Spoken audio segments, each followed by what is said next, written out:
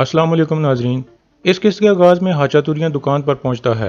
दुमरुल कहता है, मैं अर्तुल साहब को हेलेना के बारे में बताने जा रहा हूँ। हाचा तुरियां कहता है, इसकी कोई ज़रूरत नहीं है। मुझे पता चला है कि हेलेना कैद खाने से निकल आई है और वो लोग उसे शहजादियों की तरह रख रहे हैं। यह सब तब हुआ जब अर्तुल साहब ने याज की लाश को किले में पहुंचाया। दुमरुल कहता है, यह तो बहुत अच्छा हुआ, इस तरह हम भी बच गए हैं। दूसरी तरफ अजार का सिपाही उराल के पास पहुंच गया था और उसे बताता है कि मुझे अजार साहब ने भेजा है। धुंधार कल सुबह कोनिया जा रहा है। उराल पूछता है, इस बारे में अजार साहब को कैसे पता चला? सिपाही कहता है, धुंधार ने अजार साहब की बेटी गुनेली खातून को यह बताया था। उराल पूछता है, धुंधार का गुनेली से क्या काम? सिपाही कहता है, मैंने सुना है कि वो गुनेली की मोहब्बत में गिरफ्तार हो गया है। उराल कहता है, तो लड़का मोहब्बत में फंस गया है। ठीक है, तुम जाओ। सिपाही कहता है, एक और बात, वसूलियत का आदमी त्यो जावेदार कबीले के कैदखाने में मौजूद है और वो लोग उससे तफ्तीश कर रहे हैं। उराल कहता है, अजार साहब को कहना कि आज रात त्यो को हर हाल में वहां से भगा दे। फिर वो सिपाही वापस मुड़ जाता है। इसके बाद उराल सीधा वसूलियत के पास पहुंचता है और कहता है, गवर्नर वसूलियत, एक रास्ता है जिससे आप अपना इंतकाम ले सकते हो। यह सुनकर वसूलियत पहले उसका मजाक उड़ाता है और फिर पूछता है, अच्छा बताओ, मैं कैसे इंतकाम ले सकता हूँ? उराल कहता है, अर्तुल का भाई धुंधार कल कोनिया जा रहा है। वसूलियत कहता है, यह वाजह है कि वो सुल्तान के पास जा रहा है, लाजमी कोई अहम बात होगी। उराल कहता है, और आप उसे रोक सकते हो। फिर वसूलियत कहता है, यकीनन, अगर ये अर्तुल का एक और जाल ना हुआ तो जाने दो उसे। उराल कहता है, तुम समझ क्यों नहीं रहे वसूलियत? मैं तुम्हें प्लेट में रख कर धुंधार दे रहा हूँ। वसूलियत कहता है, मैंने जब भी तुम्हारी बात सुनी है मुझे नुकसान हुआ है। उराल कहता है, मैं भी तुम्हारे साथ जाऊंगा। अगर ये जाल हुआ तो तुम मुझे उधर ही कत्ल कर देना। मैं तुम्हें त्यो भी दे रहा हूँ। वह जावेदार कबीले की जेल में मौजूद है। मैंने अपने आदमी को हुक्म दिया है कि रात को उसे जेल से भगा दे। त्यो का नाम सुनकर वसूलियत खड़ा हो जाता है और कहता है, अगर तुम त्यो को बचाने का वादा करते हो तो मैं तुम्हारे लिए हर चीज़ करूंगा। उराल कहता है, ठीक है, मैं तैयार हूँ। दूसरी तरफ कुतलूजा अलियार के पास जाकर कहता है, हमारा एक सिपाही अजार का पीछा कर रहा था, वो वापस आ गया है। उसने बताया है कि अजार शिकार के लिए गया था और कहीं दूर नहीं गया। अलियार कहता है, वो कहाँ शिकार पर जाएगा, ये सिर्फ एक बहाना है। हो सकता है वो अपनी बजाय किसी और को भेज रहा हो, उस पर कड़ी नज़र रखो। दूसरी तरफ अजार का आदमी वापस पहुंच चुका था और अजार को सारी सूरत हाल से आगाह करता है। अजार कहता है, तो आज हमें त्यो को लाजमी भगाना होगा। ये काम हम शाम के खाने के वक्त करेंगे। तुम खंजर को रोटी में छुपा कर त्यो तक पहुंचाओ। जब वो रस्सी काट लेगा तो वो मुआवजों से खुद निपट लेगा। दूसरी तरफ काई कबीले में अर्तुल और उसके खास भाई इब्नुल अरबी के पास पहुंचते हैं। इब्नुल अरबी कहते हैं, माशाअल्लाह, आप सबको यहाँ देखकर मुझे बहुत खुशी हुई। अल्लाह आपके इत्तेहाद को हमेशा के लिए कायम रखे। सब कहते हैं आमीन। फिर इब्नुल अरबी दुआन को गौर से देखने लगते हैं। कुछ देर के बाद वो कहते हैं, हज़रत मोहम्मद सल्लल्लाहु अलैहि वसल्लम के बहुत से पैरोकारों ने जामे शहादत नोश किया। पाक जंगें कुर्बानियाँ मांगती हैं। आज आप सब इकट्ठे हो। अगर आप सब अल्लाह की जन्नत में भी इकट्ठे होना चाहते हो तो आपको हर वक्त शहादत के लिए तैयार रहना चाहिए। दुआन कहता है, अल्लाह हम सब को जामे शहादत नोश करना नसीब करे। सब कहते हैं आमीन। दूसरी तरफ जावेदार कबीले में शाम के खाने का वक्त था। अजार का आदमी खाना लेकर कैद खाने में पहुंच जाता है। कुतलूजा खाने को चेक करने लगता है।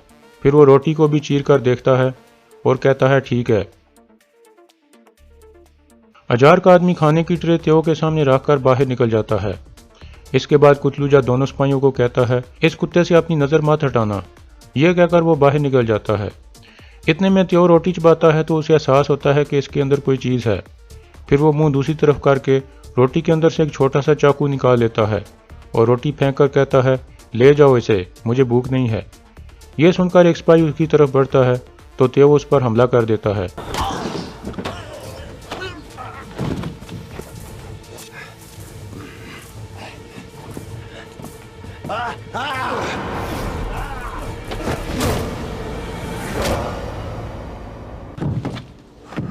इस तरह अलियार उसे गिरा देता है और उसकी भागने की कोशिश नाकाम बना देता है।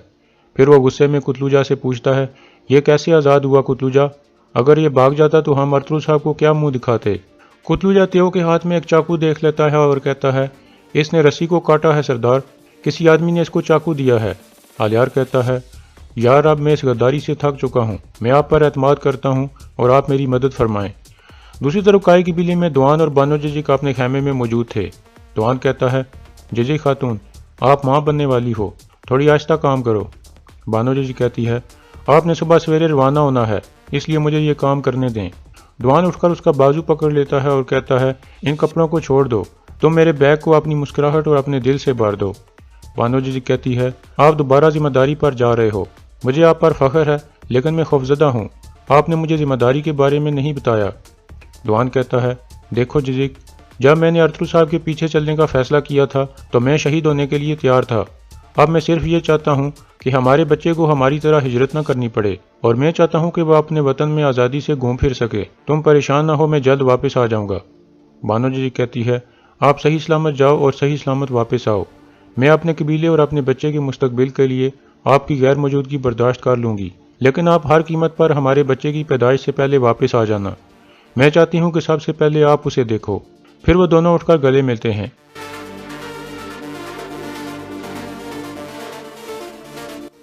اس کے بعد اگلا دن شروع ہو جاتا ہے۔ دوان اور دوندار روانہ ہونے کے لیے تیار تھے اور سب سے ملاقات کر رہے تھے۔ دوان ارطغرل کو کہتا ہے آپ کا پیغام ہمارے دماغ میں محفوظ ہے، آپ پریشان نہ ہونا، ہم اسے بحفاظت پہنچا دیں گے۔ ارطغرل کہتا ہے شکریہ دوان۔ اس کے بعد دوان باقی صاحب سے بھی ملاقات کرنے لگتا ہے۔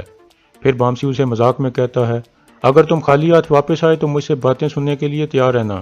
پھر دوان ہنستے ہوئے اس سے گلے ملتا ہے۔ پھر دوان بانو جزک سے ملتا ہے۔ بانو کہتی ہے آپ صحیح سلامت واپس آؤ۔ دوان اس کا ماتھا چومتا ہے اور کہتا ہے اللہ ہمارے بچے کی حفاظت کرے اور آپ محفوظ رہو۔ پھر دوان اور دوندار خیمے سے باہر نکل جاتے ہیں۔ دوسری طرف جاویدار قبیلے میں آلیار کتلو جا کو سختی سے تاکید کرتا ہے کہ تیو والے خیمے کی سیکیورٹی بڑھا دو۔ اس کے بعد آلیار اور ارسلان کائی قبیلے کی طرف روانہ ہو جاتے ہیں۔ دوسری طرف دوان اور دوندار اپنے سفر پر روانہ ہو گئے تھے اور تیزی سے اپنی منزل کی طرف بڑھ رہے تھے۔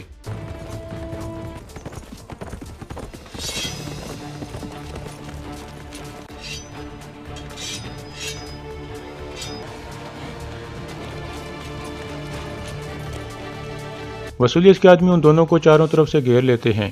وسولیس کہتا ہے سلطان کو تمہارا انتظار کرنا پڑے گا دوندار، میرے پاس کوئی ضروری باتیں ہیں تم سے کرنے کے لیے۔ دوان آہستہ سے دوندار کو کہتا ہے اس کمینے کو کیسے پتا چلا کہ ہم کونیا جا رہے ہیں؟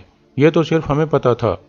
پھر دوندار کو خیال آتا ہے جب اس نے گنیلی کو کونیا جانے کے بارے میں بتایا، یہ خیال آتے ہی وہ سمجھ جاتا ہے کہ انہیں کیسے پتا چلا۔ پھر وسولیس کہتا ہے دوندار صاحب یہ میرے لیے شرف کی بات ہوگی اگر آپ میرے قلعے میں میرے مہمان بنو، تلواریں پھینک دو اور اپنے آپ کو ہمارے حوالے کر دو۔ پھر اورال کہتا ہے دوندار صاحب یہ مت سوچنا کہ میں وہ وعدہ بھول گیا ہوں جو میں نے تمہارے بھائی کے ساتھ کیا تھا، میں نے کہا تھا کہ میں تم سب کو اس دنیا سے مٹا دوں گا۔ دوندار گھوڑے سے اتر کر اپنی تلوار نکال لیتا ہے۔ یہ دیکھ کر وسولیس اپنے سپاہیوں کو کہتا ہے حملہ کرو۔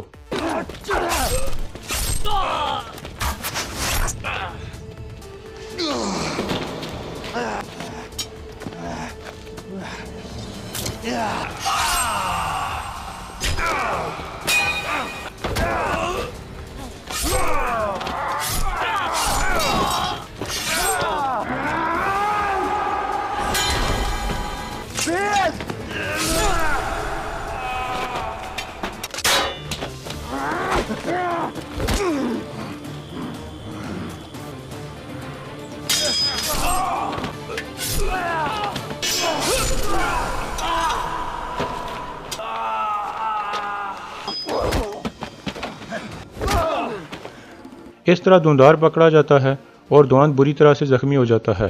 پھر اورال کہتا ہے کیا ہوا دوان، تم گھٹنوں کے بل کیوں بیٹھے ہو؟ جلدی تم سب کو میرے آگے گھٹنوں کے بال جھکنا پڑے گا۔ دوان کہتا ہے تم ایسا سوچنا بھی مت کمینے۔ یہ سن کر اورال اس پر حملہ کر دیتا ہے۔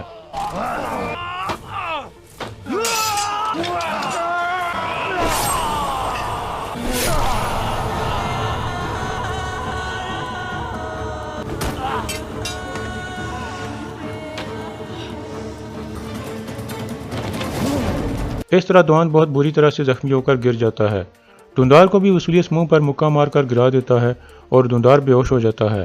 پھر وسولیس کہتا ہے لے آؤ اس کو۔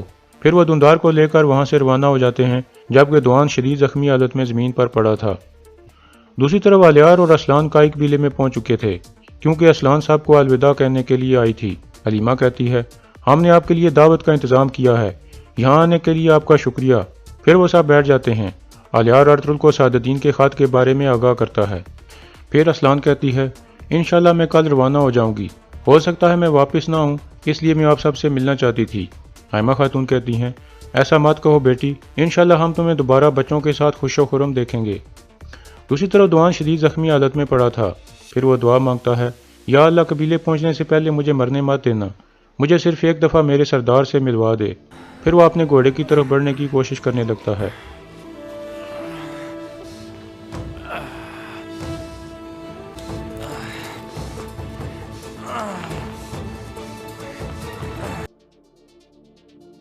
दूसरी तरफ हलीमा असलान को एक बेल्ट तोहफे में देती है।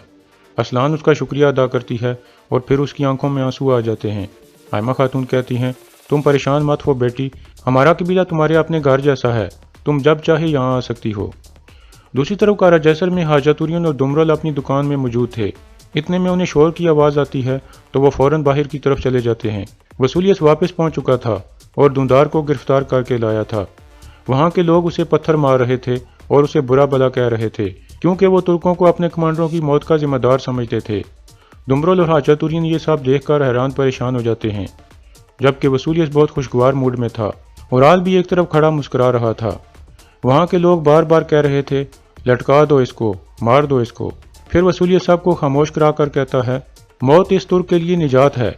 अगरचे सब तुर्क एक जैसे हैं, लेकिन ये तुर्क एक आसान मौत का हकदार नहीं है, क्योंकि ये उस शख्स का भाई है जिसने हमारे किले में घुसकर हमारे कमांडरों को कत्ल किया था।